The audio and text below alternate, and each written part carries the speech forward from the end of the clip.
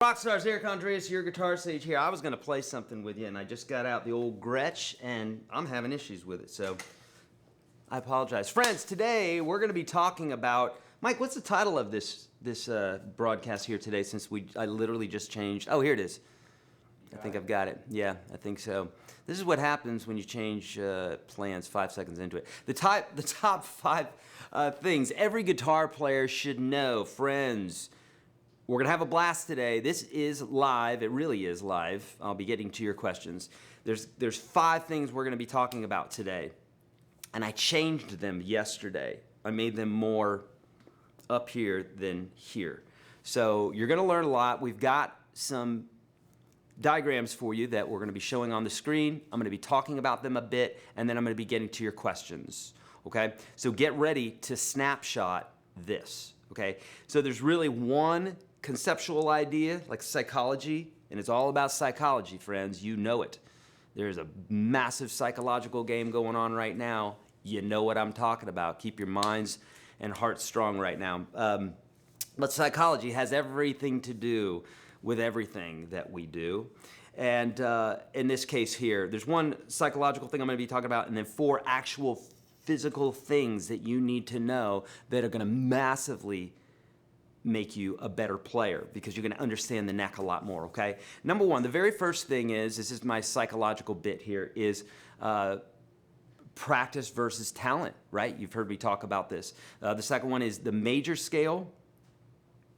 Talk about that and why you need to know it. The pentatonic scale is number 3. The cage system is number 4, and the Nashville number system. And I'm just going to be giving you a really quick version of these today, because I have larger videos for you on YouTube, and in order for me to introduce you to the idea, get your whistle wet. Is that what they say? I don't know what they say. I don't listen to them anymore, but I think that's what they used to say. Wet your whistle. I'm going to be doing that, and then I'll be directing you to some other videos should you need them. If you're in UGS, obviously I have courses for all of this stuff that I'm going to be talking about, okay? All right, so that's what we're going to do. Let me do something really quickly here, because I want to introduce you to a friend, a new friend. Here she is. You might have seen her in a video or two. This lovely lady is officially mine. This is a 1983 Gibson 335, and I'm so happy. The same gentleman that I purchased my Gibson SJ200 from many years ago now sold me this beauty. Played on many stages as the backline for the band Alabama. And now I own it, and it's got all the yummy juju. Love it. All right, so let's talk about this today, friends. Practice versus talent. I say this all the time, and it's absolutely still important, and everybody still needs to hear it. Even though you may know it, you don't know it enough. And I mean that. You don't know it enough. I don't know it enough. Practice versus talent. What I mean by this statement is, I had a video many years ago called Practice versus Talent.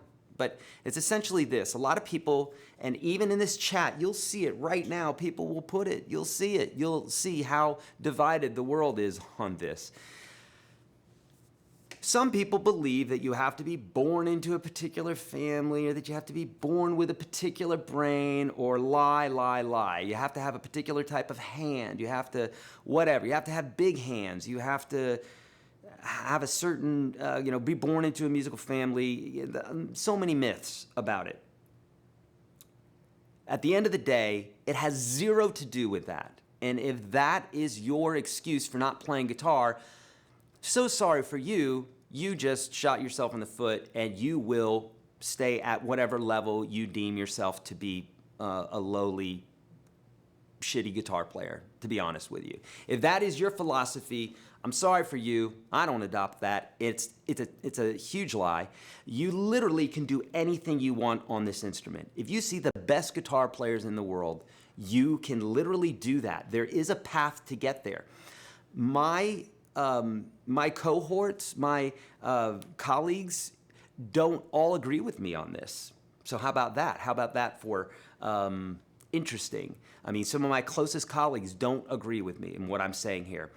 I have never not seen this to be true.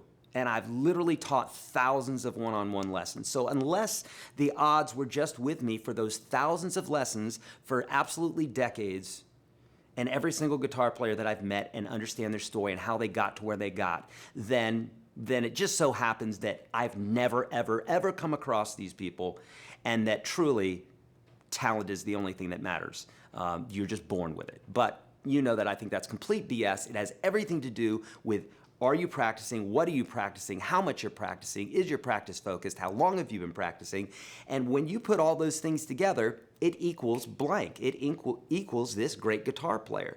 I can break it down for you every single time. It's why I do what I do, and it's why I do what I do well. So understand this psychological technology, if you will. There is nothing that you cannot do on this instrument unless you limit yourself by your own belief system. Okay? Adopt that. Once you get there, then we'll start talking about the stuff that's going on out in the world right now too. Whole nother level. But if you can't believe yourself in the guitar, good luck with the other stuff, okay? Start with there, okay? The guitar saved my life in many times, and that's one of them, is understanding that there was nothing that I could not do if I set my mind to it. Those in the chat, if you know what I'm talking about and you know that to be true, please confirm that with your hell yeah or whatever, so people know that I'm indeed not crazy, but I'm speaking the gospel truth here, and that it's available for everybody. It's not just, it's for everyone, okay? So let them know that you agree. And if you don't know, if you don't agree, you can say that too, whatever. That's fine. Okay, let's talk about number 2, the major scale, so important. I do want to get to all of your questions today, okay? Thank you, Mike. I want to get to all of your questions today, so I want to blaze through these. The major scale, you've got to know it. On the rest of these 4, I have lessons for you, okay? And deeper dive lessons. So we don't want to spend all the energy in this lesson when I really want to get to your questions, okay? So just understand that. We're going to just do a quick one of these. The major scale is absolutely so important because the major scale is the fingerprint of 99.9% of all the music that you love and listen to. And when I mean 99%, it's not like one of the songs that you listen to out of 1,000 doesn't abide by this. What I'm saying is all 1,000 songs abide by this, but they may change the rule on one chord here, one little melody here, because someone just decided to be different in their art, okay? Someone's painting a sun and they decide to paint it purple. We know the sun's not purple, but you could paint it, and if it's in the sky and it's got rays coming from it and the kids are flying kites underneath it, we can assume that that's a sun, but it's a purple sun. Does that make sense? So in the same way in music, you can take liberty and you can do these sorts of things. But what I'm saying is 99.9% of everything will follow the major scale, and there's a smattering of little things that we decide to do because of art, because we just want to do it different, that you'll find in music doesn't abide by that, okay? But the major scale says this: any note that you start on, if you follow the pattern, whole step, half step, whole step, half step, you will have the major scale of that specific key. A half step is the distance between one fret and the next. So if I'm here on a G and I go up a half step, 1 fret. If I go up 2 frets, that's a whole step. And if I follow that pattern, whole, whole, half, or WWH, WWWH, then you will have the major scale. So for instance, I start on the G here. I don't say whole until I move, right? So I say whole, and then I say whole, half, whole, whole, whole, half. And most people don't play the scale like that. They play it like this, or like this. 3 notes per string, or just across in one particular section. In fact, Mike has a diagram for us right now. Get ready to take a snapshot of the screen so that you have it for later. This right here is what I call Form 1, a 1 octave major scale. And this is completely movable, so this is the key of G. Okay, and if I move this up in half steps, now I have G sharp major, A sharp major, A sharp major, B, C, C sharp, D, D sharp, E, F, F sharp, and back to G. So you have all the keys right there from that one form. Literally, if you understand that, we're going to use it a ton later. If you're in UGS or if you follow any of my videos, that right there is the hammer for building the house called music so that you can understand it. If you don't know this, you're not going to understand most anything else. You'll be able to play riffs and use your ear and stuff, and that's great. Not knocking that at all. There are musicians who've made a whole career on that and have done it well and are even better players than me. I'm not saying even better players than me. I'm saying they're better players than me. So it's not about necessarily knowing that scale, but that scale is going to help you a lot. It's like knowing how to use anything. If you want to be a surgeon, knowing the anatomy would be pretty cool to know, right? Knowing how anesthesia works would be pretty cool to know. You're going to be using it a little bit, okay? So, important to know the major scale. Know it. Take a snapshot of this right now, and just when you're with me in videos, this is going to help a ton. Okay, great. The next one, number 3, is the pentatonic scale. Why the pentatonic scale? Friends, you've been seeing these jam tracks that I'm dropping, right? Please tell me yes. Have you seen the jam tracks? If you've seen the jam tracks, say JT. Just write JT in the chat there so I can know that you know what I'm talking about. These jam tracks are huge. Right there, projamtracks.com. You can sign up early. We are literally, when we drop this, we're going to have at least hundreds of jam tracks. Yeah, I'm going to say hundreds of jam tracks because I'm pretty sure of that. But eventually it's going to be thousands very quickly. We're dropping some on YouTube so you can get a smattering so you can get an idea of what these jam tracks are like. They're way cool. We got blues, we got jazz, we got gypsy jazz, we've got like Motown, the 50s. We're creating jam tracks in all different keys for you. We're creating them in all different styles, okay? So be checking these out because now the pentatonic scale is so important because, beautiful, thank you for confirming this, that you guys know what I'm talking about. Beautiful. And like I said, you can sign up early for this. We're going to be doing some amazing things there. There's going to be an app, the whole 9 yards. You're going to love it, okay? So, the pentatonic scale, why?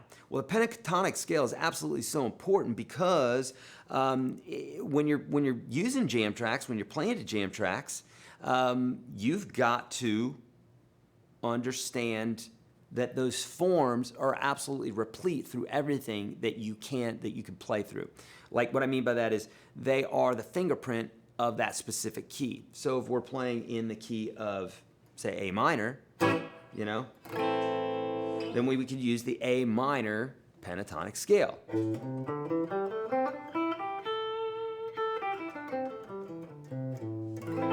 And it'll sound real nice over that.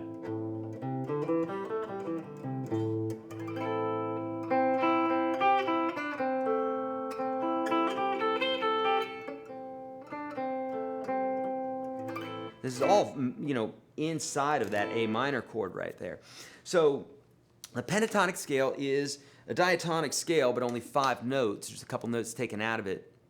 And it just is a sound that's very balanced. It's really hard to get lost in the pentatonic scale. This is why I implore you, I insist, I prescribe, I subscribe to you starting off and learning pentatonic scales with songs, like learning how to noodle over them just using your ear, or learning some riffs and understanding these jam tracks using these pentatonic scales over the top of them, okay? I had a buddy who was an amazing guitar player, my friend Martin King, back home, where I grew up. He was an amazing guitar player, and I said, Martin, how do you practice? Because he had such a beautiful sense of melody. And he said, I just put on the radio. And I'm like, what do you mean you just put on the radio? He's like, this is back when we listened to the radio. And he put on the radio and he would just play. So if a Tom Petty song came on, he would just noodle to that. If an Aerosmith tune came on, he would just noodle to it. He'd find out the key, and then it's just like speaking, right? We learn by listening to our parents. So the pentatonic scale is a great way to get started with that. Mike has a diagram for us. This is A minor pentatonic.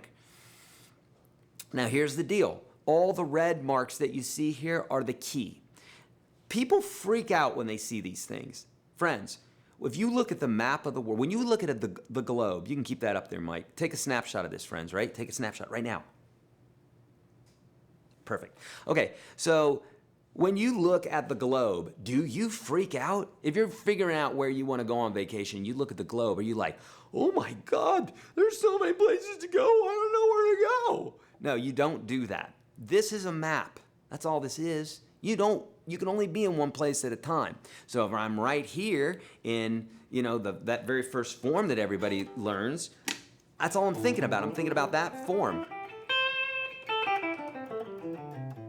Okay? And then, so I'm not thinking about the one below it, or the one in the open position, or the one way up here, I'm not thinking about that. Neither would you. You are where you are, right? The power of now. You only have right now. There is no past. There is no future. There's right now, right? That's how you got to think when you're playing. Yeah, you may think a step ahead, but that becomes more automatic. You're thinking about right now in the moment. What's the chord I'm on? What am I doing? That sort of thing. And so this pentatonic scale, this is just a roadmap, if you will. The way you can learn these is to just literally learn it. All of these you can do from one position. Like this very first one, starting in the fifth fret, I would play just across like this. And I'd play from octave to octave. If I wanted to play the next one, I would slide my hand up to the 7th position, and I would start on my 2nd finger there, because it just works perfectly, just going across the strings like this. So the next one would be...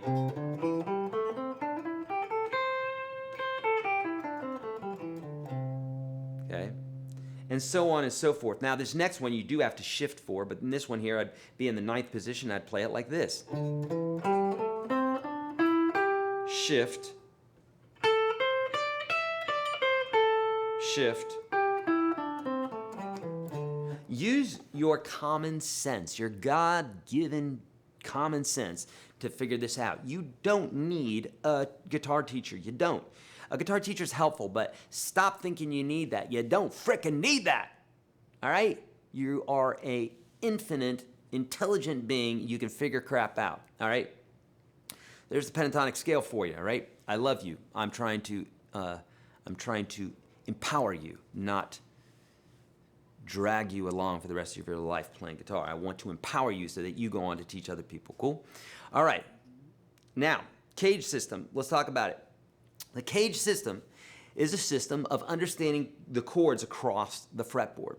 There are 5 open major chords. There's only 5 open major chords. F is not one. B7 is not one. For those of you that are, B minor is not one. Those aren't major, okay? The F is, but it's not open. So there are 5. The 5 open ones are C major, A major, G major, E major, D major. If you take those 5 chords and spell them, it's C, A, G, E, D. Not only that, is the order of the chords go up, C, A, G, E, D. The forms do. So you can have a chord form. Well, let's take the E major, for example. When people say the F chord, it's actually the E form. Here's E, right? I'll play it like this with those 3 fingers, put my first finger right here. I don't need it yet, but when I play that F, I sure will. And then F sharp, G, G sharp, yada, yada, yada, right? So that F form comes from the E. Now, what I'm saying is this is a form. It's a form that we're using up the fretboard. This is not an E chord every time. It's an E form because it comes from E. Make sense? So we got a form and we got a chord. This is a form. It's also a chord. This is a form. It's also a chord. This is a form. It's also a chord. But what's happening is the form is staying the same. The chord is changing. Okay? Really important to know that because some people get confused about that. If you need more help with that, I've got videos on this. That being said, if we take all of our forms, the C form, A form, G form, E form, D form, we move them up the neck, we can play every chord 5 different ways. For example, C major with a C form. This is C major. Sounds like C major. If we were playing in a band and the band was playing C, and everybody was doing that, it would sound good. They wouldn't look at you weird. Yay! Doing a great job. So there's a C chord, C form. It looks like a C. Here is a C chord, A form. Try to get that last note out. C form, C chord, A form. Both has a C in the bass. A form because it comes from the A major chord. Makes sense? So we took all those forms and we moved them up the fretboard. We have C and A, both based off of this toggle, this C here. Right? Then we have another C that's right here, and we have our G form. Nobody necessarily, they don't play these forms in their entirety, but essentially it looks like your G chord here just slid up. You don't have to play this. You're going to get frustrated. You might get frustrated playing it. You got to just understand the concept. If I played this, which I was doing earlier today, I was doing this. I was playing that top part of the chord. I wasn't doing this. No need to. But you have to understand where the chord's at. So C form, A form, G form. Here's our E form. Both toggling off of the 6th string bass root. E form. And then if we go down to, up to, using my springboards method, then we got the D chord right there. And then we're back to our C form again. And you'll notice that these are connected, right? This note. And you'll notice that this part right here is going to be part of the G chord. And then this part is going to be part of the E chord. And then this pinky here is going to be part of the D chord. And then this card is part of the C chord. Right? And so on and so forth. They're all connected. So we have C, A, G, E, D. Forms, but it's all the C chord. All right? Now, I know that may mess with some of your minds, but just search Your Guitar Sage Caged if you need help. Obviously, if you're in UGS, you know where to go for that. Okay? Friends, before I show you number 5, do me a favor, very quickly, like this video. Please like this video. If you are a subscriber, then great. I appreciate you subscribing. Make sure that you hit the notification bell. If you haven't subscribed, please subscribe right now. Hit the notification bell. And when it says what videos, all of them, because they're all important. And I don't put them up for no reason. I put them up to help you. So dear God, hit all videos so that the kids at YouTube can get something right and send you my videos, okay? Dear Lord. They're probably going to take me off the air now. I don't even think I'm on their radar, but dear Lord, we're taking people off of... Dear Lord, don't get me started. All right, cage system. All right, number system. Let's talk about it. Number system changed my life. The way that one thinks about music using numbers, absolutely so important. You have the major scale, right? 1, 2, 3, 4, 5, 6, 7, 1, right? Super easy. You just count it. Instead of saying G, A, B, C, D, E, F, is it sharp? Is it flat? Is it double flat? Double sharp? It's sharp. F sharp. G. Okay, cool. Okay, we're 4 measures past you already, right? If you think 1, 2, 3, 4, 5, 6, 7, 1 is so easy, and then if someone says, well, play it in the key of A, and then you're like, okay. You're not thinking sharps and flats. There's no need to. There may be a need to, but to be honest with you, 99.9% of the time, I never run into that. A need to name it. Now, if I'm reading music, yes. But if I'm not, I just need to understand the concept and how the notes relate to each other, right? I've said it before. A C chord in the key of C is a 1. A C chord in the key of F is a 5. And a C chord in the key of G is a 4. 3 different roles, as if they were in the military. One would be a private, one would be a major, one would be a general. Does that matter? It sure does in the military, right? And it does in music. So if you just say a C chord, you're only telling a part of the story. It's not to say that you can't say a C chord if you want someone to play a C chord in that case. Hey, play a C chord. Boom. Okay, good, great. Okay, you can do that. But what I'm saying is if you want to understand music at another level, understand the number system, because this is a 1 chord in the key of C. It's a 5 chord in the key of F. It's a 4 chord in the key of G. And that matters a lot. So we have these individual notes, 1, 2, 3, 4, 5, 6, 7, 1, and then there are chords that are built on top of that. Oh, Mike, cage system. Did we put that up? Never did. We didn't. Here, take a picture of this, guys, right now, the cage system. I just created this. What's that? Pose. Pose. Got it? Okay, good. So there you go. Now I want you to look at this. Sorry, we're going backwards for a second here. Notice the purple. That looks like a C chord, doesn't it? Now you'll see that there are some notes that have two colors on them, that's because they share, those notes share the chord form, all right? So the purple, you can see that's a C form. The blue, you can see that's an A form. The green is a G form. The orange-ish, brown, is an E form. My wife says I'm colorblind. I might be, probably am. And then the purple, the green there, it's purple. It's that's a D, okay? And there you get C-A-G-E-D. So there you go. Look at that a little bit if you don't understand it, okay? You'll get it in time. Thank you. Okay, the number system. Let's go back to that, all right? Now, we have a number for each letter or for each interval. An interval is the distance between two notes, but we also refer to them as, they're intervals. They're distances between notes. But we also have scale steps, right? So like 1, 2, 3, 4, 5, 6, 7, 1. We have a chord that relates to each one of those. In the major key, it goes major, minor, minor, major, major, minor, diminished, and major. So major 1, minor 2, minor 3, major 4, major 5, minor 6, diminished 7, and back to our 1 again, okay? Now, why is that important? Because that is like literally the fingerprint of music. It's not to say we can't go outside of this. We do it. The Beatles did it a lot. There's a lot of artists that do. Because we hear the same thing over and over and over again. We're like, well, how can I change that? How can I paint the sun purple instead of the same yellow that everybody paints it, right? So it's just creative license that people take because they want music to sound different and want it to sound cool. And the number system allows us to see the way it is naturally as it applies to diatonic harmony, or harmony that's based off of the major scale, which is all the music we listen to, okay? But we can bend that bit a little bit. See my video on borrowed chords. Search Your Guitar Stage borrowed chords if you want to go outside of that scheme.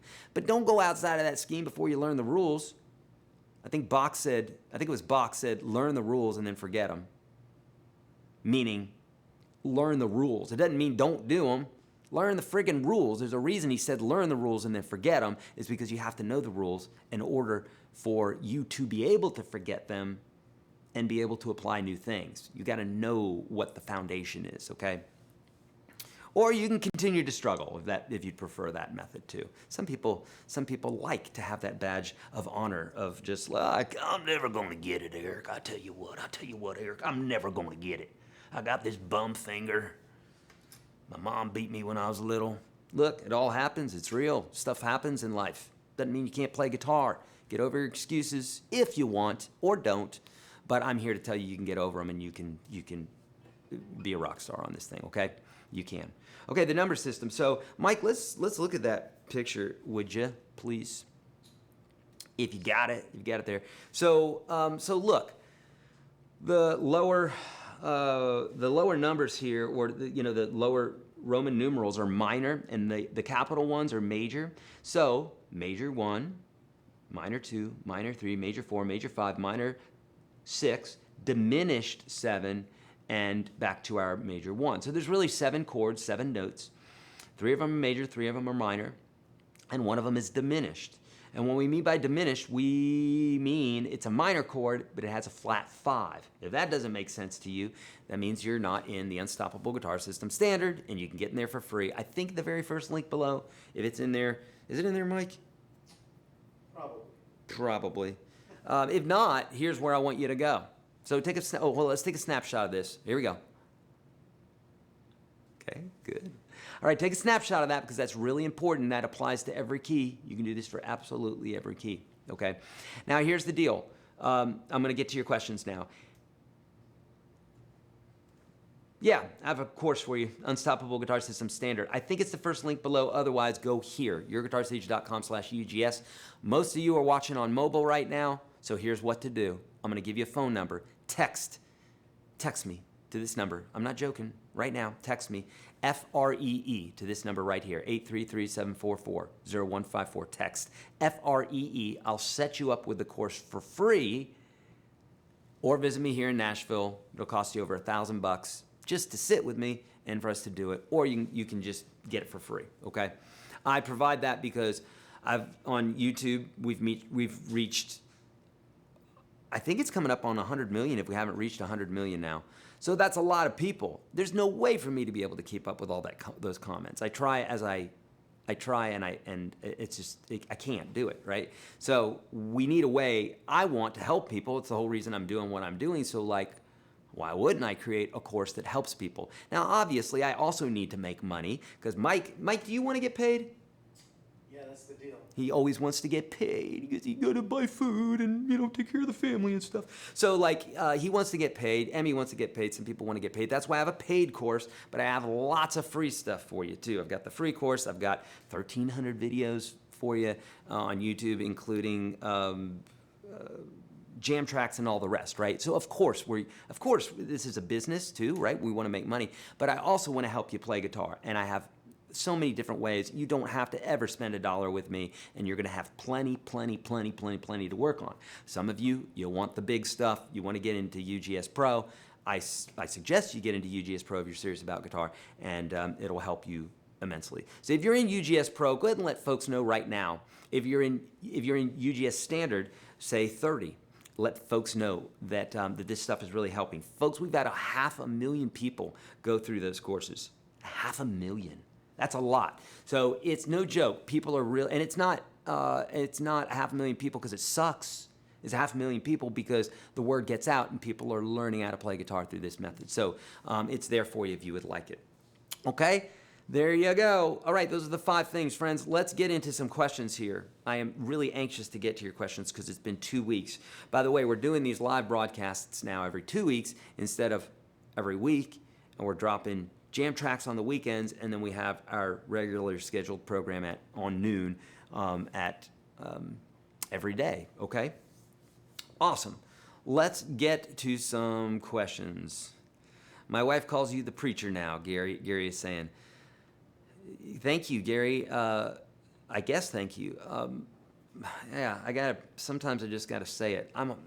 I'm telling you guys about 1/100th of what I actually want to say on here. I don't know. I gotta figure out a way to do it and not offend my guitar folks here. We'll figure out a way, but I got to let folks know because I got a lot to say about what's going on right now. I'm sure you guys do too. I see it. I see it in the comments of folks from all the things that are going on right now. I see people rising up and saying, we ain't having this. We're being lied to and all the rest. So even that little statement there I know is going to impede some folks and trigger some folks. So give me your questions on guitar. Let's talk about guitar. Hi, is the form, Petro is saying, hi, is form 2 of the major scale also the A Dorian scale? It is. Form 2 of G major is the A Dorian scale. Yes, okay. Facebook? What's that? Facebook? Facebook, sure. You got a Facebook question? Oh, yeah, sure. Oh, Moses. What's up, Moses? Love Moses. Okay, my question goes like this. Is there an organist and if there is an organist and a guitarist in the church and a song is being sang in the key of G, are they both going to play on that G? Or can someone just play in another key? No, you can't play in another key. If yes, what other key can you go with the key of G? You can't, Moses. When you're in the key of G, you're talking about a particular subject, musically speaking. So if we're singing to the Lord, we're singing to the Lord. We're not singing to the Prince of Darkness. We're not singing to the Pope. We're not singing to, whatever. We're singing to the Lord, right? So you can only be in one key. That's the subject matter. So when we're talking about music, we're talking about a key, that's a tonal center, that's it, that's the tonal center. And that tonal center says what notes and what chords will most likely appear. It's not to say we can't go out of that, but if you're gonna go out of that, the band's gonna go out of it together. So if they're playing, and they wanna play a 4 minor, in the key of G, they want to do something like that, then you could do that, but the whole band would do that together. Does that make sense? All right, good. That's a great question. I love that. How long does it take to become a world famous guitarist? Well, some people it takes less time than others because, take somebody like, and I don't even want to say time-wise, but maybe practice-wise, because I feel like you could take somebody like Jack White, who I have lots of respect for, major respect for, love that guy. And then you could take somebody like Guthrie Trapp, or a guitar player who's obviously very practiced, and they're both amazing guitar players. And Guthrie would be able to play many different styles because he's learned and he's just got a great feel and everything else. Whereas you take somebody like, Jack White, he does his one particular thing and he does it the best. There's nobody that does Jack White like Jack White does it. But hand him a classical guitar, give him, give him a jazz progression to play and improvise over and stuff, he probably isn't going to do very well. But obviously a world famous guitar player, take The Edge from U2. Some people would argue his abilities or whatever. He's obviously he fits the bill very great. But he's not a Stevie Ray Vaughan, right? He's not a Stevie Ray Vaughan. Okay, he is a different type of player. He does his own thing. He's great at what he does, I think. I'm just not a fan anymore. I used to be. He used to be my favorite guitar player. I haven't liked what they've done since the 90s. Doesn't matter what I think though, does it? Doesn't.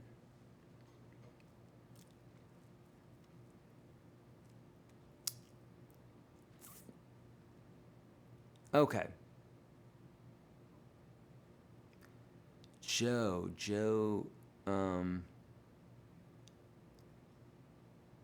how do you play piano? Daniel, you just put your hands on the keys and you play. If you're looking for a teacher, I'd find somebody who can teach you on YouTube. There are plenty of folks that do it. How do you play piano? Really? Joe couldn't memorize a scale to save his life. Joe. Who are we talking about? Joe. Rabbit Hole channel. Indeed. Can you talk about the number system? Yeah, we talked about that a bit, CB. Why don't you give me a specific question? Because I don't want to just talk about it. I just talked about it. You give me a specific question, I can help you out. But I've got videos where I'm talking about that. Any suggestions for a beginner on how to go about starting to learn scales? Yes, my friend. Learn the major scale, learn the pentatonic scale. Oh, we just had a donation. Beautiful, Brent. Thank you so much. Lunch Fund. Thank you, Sage and Sagettes, Mike, Jason, and Emmy. Thank you. So appreciate it. Really, truly appreciate it. Yes, and Jason, our good friend Jason, is not with us anymore, actually. We've got a new guy. His name is Cole. We still love Jason, but he's not with us anymore. He's moved on. Like, not moved on, but I mean, he's moved on to greener pastures. But you know what I mean, he's here with us, but he's doing his own thing. We love Jason, but he's not with us anymore. So Cole is now our new guy. Okay, so yeah. And so, oh, by the way, so thank you so much, Brent, for that donation. I really, truly appreciate that. Any suggestions for a beginner on how to go about learn scales? Yes, learn the major scale, absolutely important, and learn the pentatonic scale. And Sam, it doesn't sound like you're in UGS standard. Get into UGS standard. YourGuitarSage.com/UGS. Dear Lord, son, get in there right now and learn the major scale and understand what it means to music. Otherwise, it's just a hammer laying on a desk. But once you understand that the wooden part's the part you hold in your hand, and the heavier part's the part that you can knock nails into a wall, you can build a cathedral. You could build a tower. You could build the most beautiful things with it. But if you don't know that it does that, what the hell use is that hammer? It's just a thing. What the hell use is a major scale if you don't know how to apply it? So that's why I show you how to apply it and what to do with it. Does that make sense? Okay. Extrace, Jesus loves me. I love Jesus, and I know he loves me. Have you practiced with a metronome? If so, how do you apply it? How do you practice your timing to it? That's a great question. I do practice to a metronome. I don't as much anymore. Let me bring one up here, okay? This is my buddy Justin Sanderco created this really cool thing called the Time Trainer. He beat me to it. I was literally developing this app, and then he dropped it. This was years ago. But kudos to you, Justin. It's better than what I was wanting to do. You even thought of more things than I did. Of course you did. You're your boss. But this is an amazing app, and it's called the Time Trainer. If you want it, I highly endorse it. He didn't ask me to do that. I just think it's a great product. And so here you go. So a metronome does this. And it allows you, or helps you, guides you to stay in time. So if I was practicing my scales, I might go like this.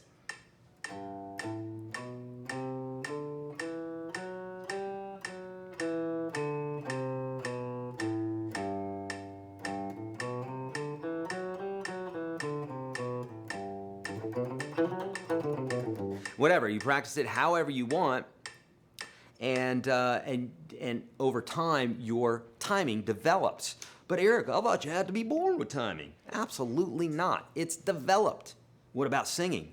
It's developed. Yes, you're born with the vocal cords you're born with, but you're also born with the legs that you're born with. And as far as I know, I've never seen an infant walk. But after about 3 years or so, they start walking. So you learn everything. Singing's learned. Playing in time is learned. Training your ear, it's learned. Playing guitar, it's learned. Everything is learned. Everything is learned. I will get this into your head eventually. Okay, so how do I apply it? So what I do, so I prefer using jam tracks at this point in my life, but there are very specific reasons why one would use a metronome. And I know players who are much better players than me using metronomes all the time. Johnny Hyland, I was talking to Johnny Hyland the other day, because I'm trying to get him to do a course with us, actually, and he's like, I'm not leaving Virginia. So and that was before this. Anyhow, he uses a metronome all the time because he has to stay at this certain level of speed that people expect him to play at. So how do you use it? You turn it on and you start practicing with it. There's so many different ways. I tell you what, I've got a video on that. Search Your Guitar Sage Metronome, and I will deep dive with you, 50 subscribers, because why not? That's his name, or her name. So just follow that. Follow that video. Search Your Guitar Sage Metronome, and I'll show you how to do it. Would it be possible to have the display figures you are showing where they could be printed out? Dan, yeah, you take a picture of your screen. Take a picture of your screen, print it out. That's what to do. And so, Dan, you could do this. You rewind, take a picture of your screen, and then file, print. You got it right there, okay? That's what to do. Can you explain the number system in a simple way? Okay, CB winning. I think you missed it because I did do that already. It's just 1, 2, 3, 4, 5, 6, 7, 1. And then that's how you name the chords, is you name them according to their number. So like a 1, 4, 5 progression would be a 1, 4, 5. It's a major 1, major 4, major 5. If it's a 1, 4, 5 minor 6, you'd have a 1, 4, 5, and a minor 6. Minor 6. And so I'd go 1, major, 4, 1, 2, 3, 4, make that a major, 5, 1, 2, 3, 4, 5, make that major, and 6, 1, 2, 3, 4, 5, 6, which is an E, make it minor. That's how you think about it. Make sense? Okay, but I have a video for you on that if that's not enough for you, CB, but that's as simple as I could say it. It feels weird while playing with a metronome. It's confusing. Any tips? It's because you're not used to it. Friends, listen to me. Most important lesson that I'm going to give you today. Listen, listen, listen, listen, listen, listen, listen, listen, listen, listen, listen. Are you listening? Listen. Everything feels weird when you've only done it once or twice or 5 times. It stops becoming weird when you've done it hundreds of times. So if the metronome feels weird, you ain't done it enough. If the F chord feels weird, you ain't done it enough. If your strumming feels weird, you ain't done it enough. If the B minor to the F feels weird, you ain't done it enough. That's it, okay? That's all there is to it. Your opinion, I love your opinion. I respect your opinion. I I love you, but the universe doesn't care about your opinion. If I'm being honest, it doesn't care. So get your opinion out of it. I'm saving you time, too, if you just listen to me here. Your opinion doesn't matter when it comes to you playing guitar, okay? It kind of for a lot of other things in the universe, it doesn't matter either. Not you specifically, just our opinions. My wife put up a picture on Instagram the other day, and it showed the Earth, and it said, this is the world, and then it said, this is the world, something like this is the world after your opinion. And it showed the same world, of course. It's like, we have our opinions, and we feel very strongly about them, but if you think that you've practiced something enough and you still can't play it, that means you haven't practiced it enough. That's called fruit. Look for the fruit, which, by the way, friends, while I'm on the subject of it, are you confused right now about what's going on in the universe, what's going on in politics, what's going on in all this stuff? If you are, I implore you to do two things. Two very simple, broad stroke, non-triggering things. Don't watch the effing news anymore. Turn it off. It's old. It lies. It lies. It lies. It's owned by a few companies. Do your own digging. That's at least a start to get the answers, okay? I'm getting all sorts of answers all the time. But it's never from the news. I haven't watched the news since the 90s. That's number one. Number two. Well, hell, I forgot number two. Boy. It'll come back to me. It definitely wasn't about metronomes. Boy, and I only had 2 of them for you. That sucks. Only gave you half of it. It was something that you said, though. What was I talking about? Oh, hell. Mike, I've forgotten it now. I'll remember it here in a minute. A couple donations. A couple donations. Oh, beautiful. Okay, let's look at these donations. Well, we got Brent. Marine Mama, thank you so much. I so appreciate that. Steven? And Steven, I'm not seeing Steven yet. He was slightly before. Okay. Marine Mama. Oh, okay. Well, I missed you. Steven, thank you so much for the donation, brother. So appreciate that. Okay. Beautiful. Let's keep going. It was don't watch the news. Oh, that was fruit. I knew it was something that I had said. Fruit. If you want to know who to trust right now, fruit. Okay, that's all I can tell you is the fruit of the tree. What I'm saying is, I learned this when I was a kid, right? I grew up Christian. I still believe in much of that. It's just different than when I was a kid. It's different. But one of the things that really stuck with me is a tree that doesn't produce fruit is a bad tree. A tree that produces fruit is a good tree. So observe. And if someone is producing fruit, if they're doing good things, even if it's an ugly-looking tree, if it's producing fruit and it's doing the right thing, judge the fruit, not what the daggone tree looks like. Judge what the fruit is. What are the people doing? Very, very important. And I don't mean that for any particular person. I just mean that it's a great thing to follow because I found that it does not come back void. It is truly very, very powerful. Whether that's friends, whether that's an Instagram, people who you follow, whether that's people you follow on YouTube, whatever, if they're not producing fruit, if they're not helping you out, get rid of them. We are too late in the game here to be bothered with that stuff. There's just too much for you to have. There's too much that's out there. Or not too much. You have enough choices that you don't have to settle, okay? And a way to work on power chords, and what are the more common power chords? A power chord is nothing but the 1 and the 5 of the chord. We're leaving out the 3. So it's not major, it's not minor. It's kind of unisex. It's just like this. That could be major. That could be minor. I'm just playing the part that doesn't matter. This next note makes it major or minor. But this part is just no major, no minor, no nothing. That's a power chord. And you can just play the 1 and the 5. 1, 2, 3, 4, 5. Or you can play the 1, the 5, and the 8. 1, 2, 3, 4, 5, 6, 7, 8. And that's your power chord. Then you move that around, and then you're rocking out, socks out.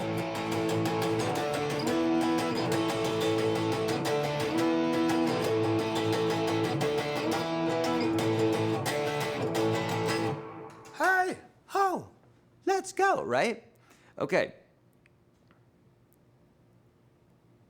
Anil said, can you make a video on introduction to pedals for absolute starters? Anil, I have you covered already. If you're in UGS Pro, you know I have a whole course on this, 2 courses actually. But on YouTube, search Your Guitar Sage Effects, EFFECTS, or Your Guitar Sage Pedals, or Your Guitar Sage Pedal Board, any of those, yeah. What happens after 10,000 hours of guitar practice? When you go from 9,999 hours to your 10,000th hour, there's a light beam that shines down upon you, and all of a sudden you can play like Jesus played guitar. No, it doesn't work like that. It's just like anything else. You grow, you grow, you grow. 10,000 hours is just something that somebody wrote in a book. It means practice your ass off, but there was a little bit of quantifying about that, like how long. He said the Beatles were down in the cavern for this long, and this is how many hours they practiced before they made it big. And you could say that about other folks. But bottom line, there's folks that have been successful with. I love that. You start your 10,000th in 1 hour. Yeah, that's the truth. But you can do it earlier, you can do it later. It depends on how you focus. This is why, to me, when I'm talking about practice all the time, your why, answering your why is absolutely so important, because if you are not focused on what your why is, you're spending energy and time in something, it's being wasted. Not too different than watching the damn news or going through Facebook and thinking that you're convincing somebody, and you probably ain't. It's like you're spending energy, feels like you're doing something, but at the end of the day, probably not. But if you're focusing on something that you're for, something good, something guitar-wise, or helping the world in some way, and then you put your energy into that, boom, please, we need more of you, of people doing that in the world. I think my tricep just grew.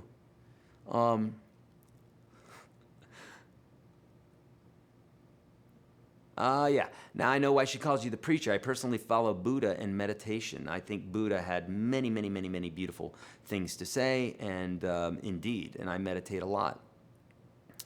And contrary to popular belief from the Christian church, because I grew up Christian, I could say it, everybody thought Buddha was satanic and everything else. It's like Buddha was a dude. He never even claimed to be God. He was just a dude who said that he found the way, you know what I mean? It's not anything, don't freak out about it, Christian brothers. Trust me, I grew up in the church, and it's nothing to fear there. It's all the same stuff Jesus was saying. It's true. Have you ever been to Morocco? No, but I would love to go.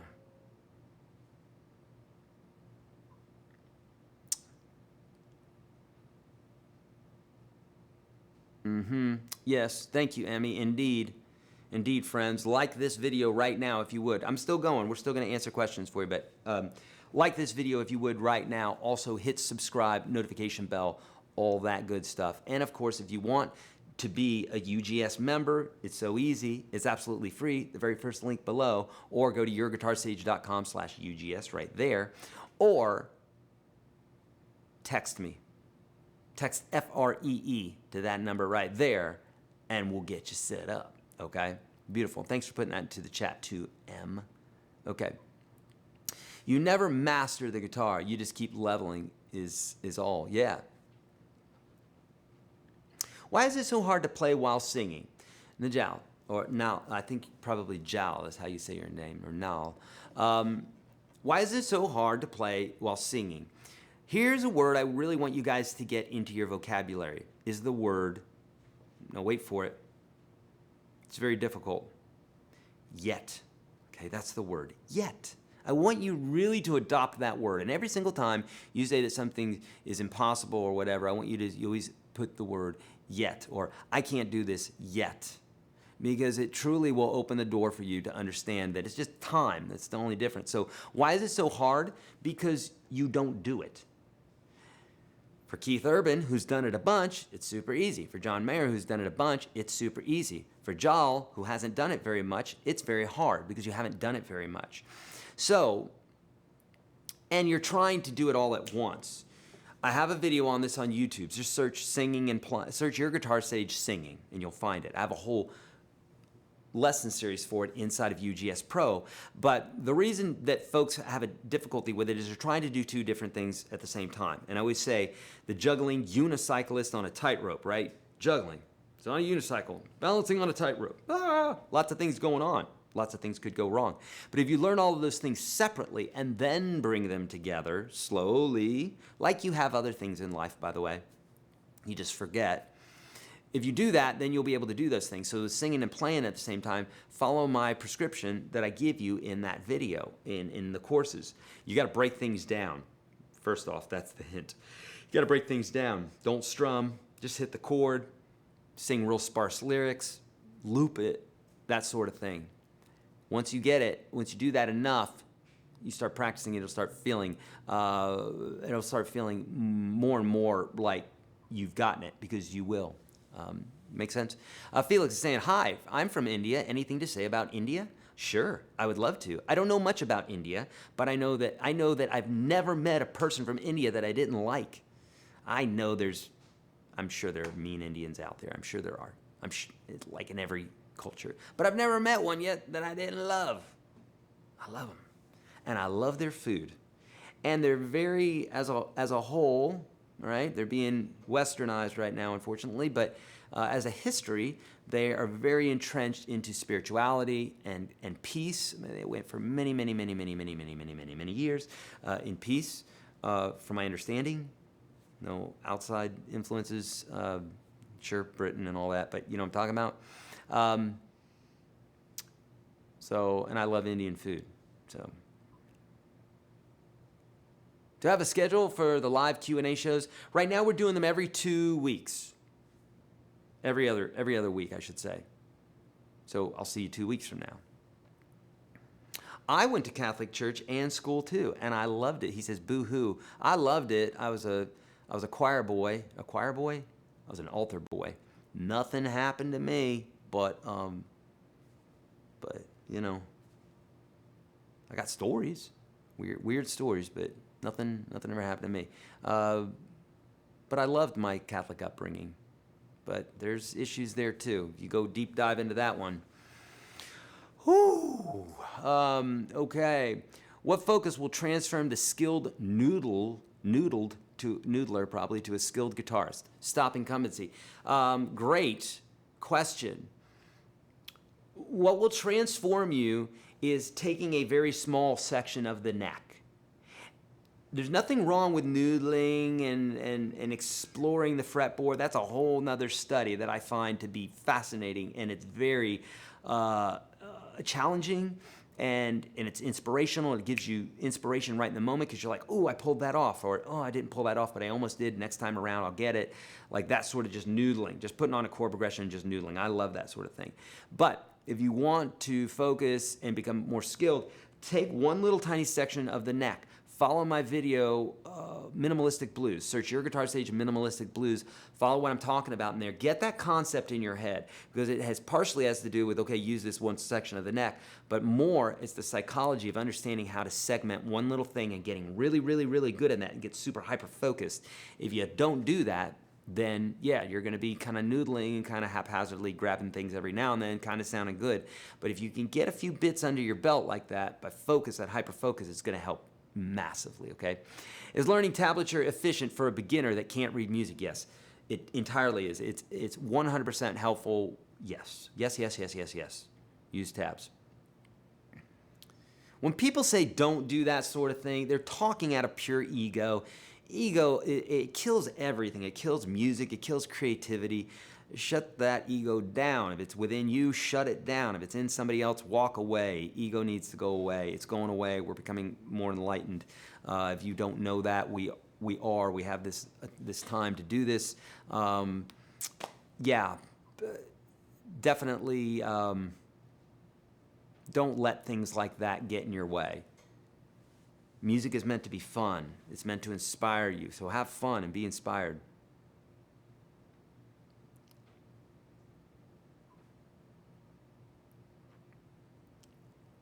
Oh, you're welcome, Felix. Thank you, bud. Your tutorial on kids from MGMT I took years ago was very learnful. Thank you so much for that. Greetings from Belgium. Oh, beautiful. Thank you. Thank you, Senderlecht. 36 from Belgium. Beautiful. Can you speak about the use of slash chords? Yeah, so a slash chord also, well, some people refer to slash chords as inversions or inversions as slash chords, but essentially an inversion is when we take any note out of the chord other than the letter name and we stick it in the bass. So for instance, if we take a G chord is a G, B, D. If we take any note other than the G and we put it in the bass, it becomes a slash chord or an inversion. It becomes both, a slash chord and an inversion. Because it's inverted because we've taken a note, any note, out of the chord and we put it into the bass, the lowest note, and then that becomes the new chord. Instead of that, we play.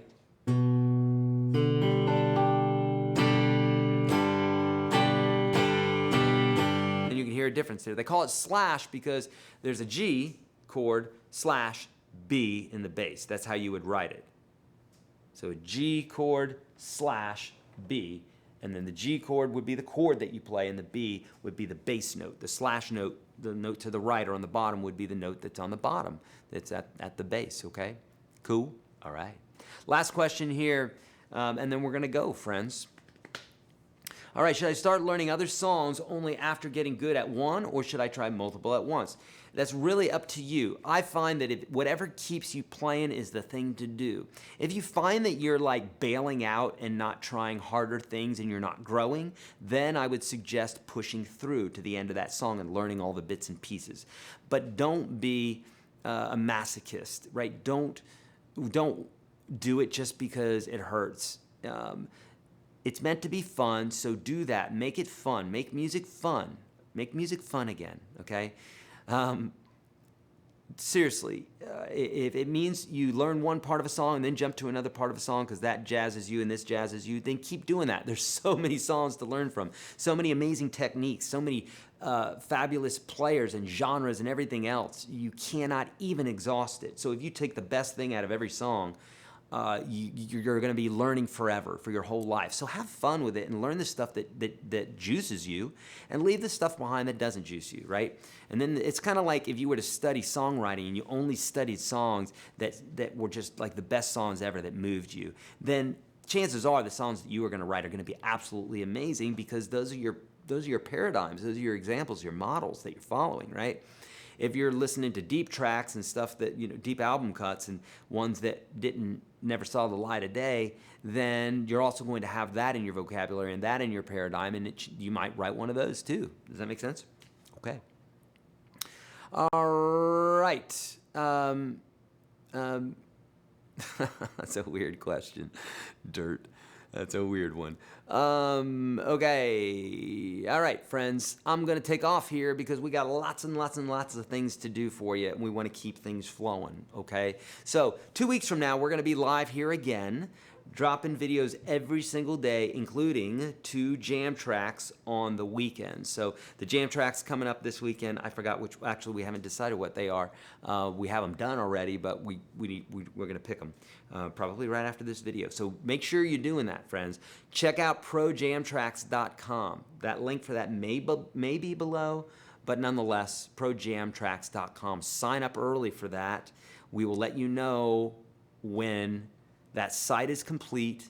Right now, it's just a way to sign up. Right now, I'm just dropping some of the jam tracks on YouTube. We have a playlist that's called Jam Tracks. Mike is religiously putting those in there every single week. Thank you for doing that, Mike. So you can go straight to that playlist and see all the ones that we've dropped so far, all different keys. You see the chord on the screen.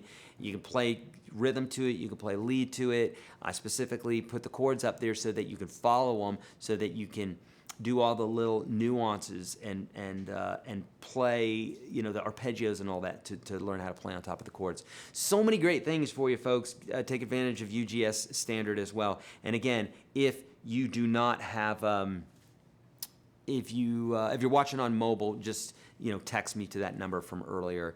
In fact, let's show it one more time, Mike. Just type in free, F-R-E-E, to this number right here, and I will set you up with UGS Standard for free. All right, my friends, I love you. I'm out of here. I'll see you tomorrow.